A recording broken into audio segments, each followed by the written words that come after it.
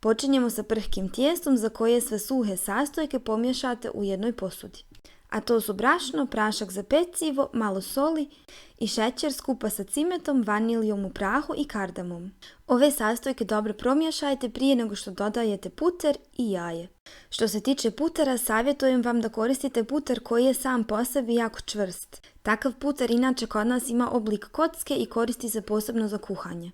Također je bitno da koristite hladan puter. Ako vam je puter mekan i topao, bit će vam i tijesto ljepljivo i imat ćete problema s razvaljanjem. Rukama zamjesite tvrdo tijesto i pazite da ne mjesite predugo, nego samo onoliko koliko je potrebno da se stvori kompaktno tijesto. Kuglu prhkog tijesta zamotajte u prozirnu foliju i stavite najmanje na pola sata u frižider.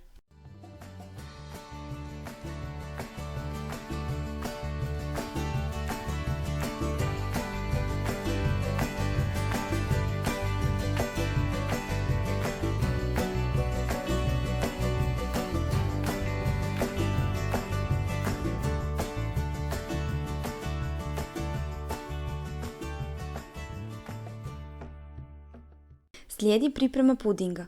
Umjesto 500 ml ovaj put koristite 350 ml mlijeka, od kojih oduzmete 6 kašika, koje sipate u jednu posudu, dodajete šećer i puding u prahu. Kad je ostalo mlijeko prokuhalo, miješajući dodajete ovu smjesu. Pošto se za ovaj puding koristi manje mlijeka pa je i čvršći, pazite da vam ne zagori.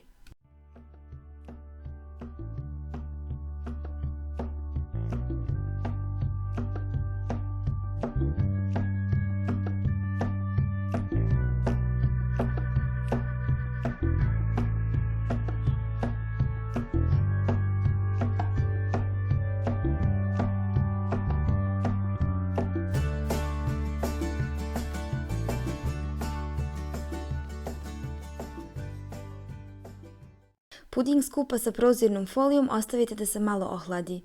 Ovaj trik vam je već poznat jer se koristi da se kožica na vrhu pudinga ne bi stvorila.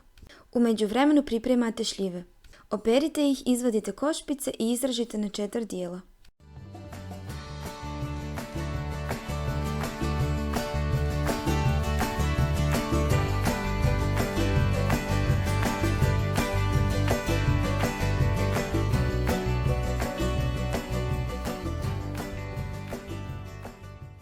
Kad su šljive spremne, slijedi priprema mrvica. U jednu posudu stavite hladan puter, šećer, vanilin šećer ili vanilju u prahu i prstohvat soli. Ove sastojke kremosto umutite.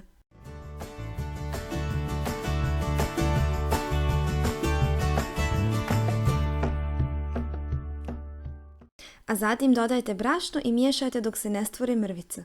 Ako su vam previše sitne, možete ih rukama još malo doraditi.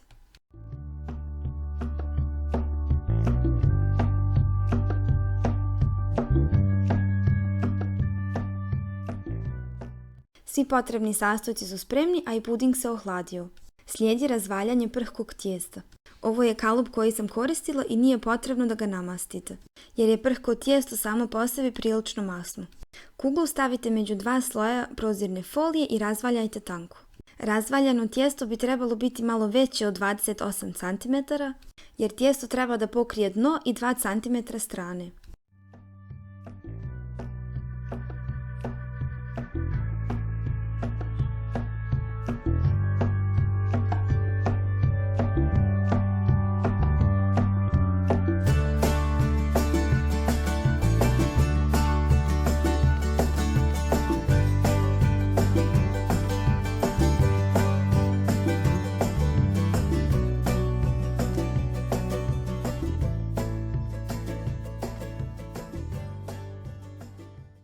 Kako se tijesto tokom pečenja skupa sa filom ne bi previše smekšalo, bitno je da ga kratko ispečete na 180 stepeni gornji i donji grijači otprilike 12-13 minuta. Zatim prhko tijesto ravnomjerno premažite pudingom. A na vrh šljive poredajte u krug, ako su vam malo kiselije možete ih posuti šećerom. Moje su bile prilično slatke, tako da mi to nije bilo potrebno.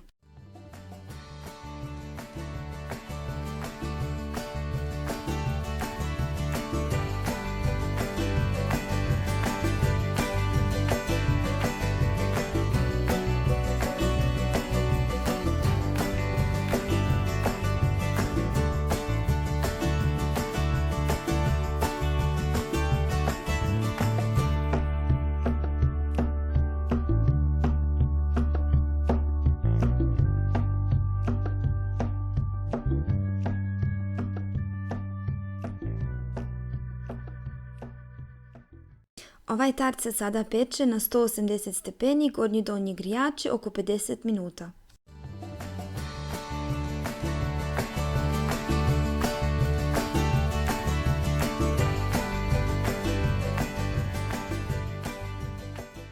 Gotovi tart ostavite da se dobro ohladi, izvadite iz kalupa i pospite šećerom u prahu.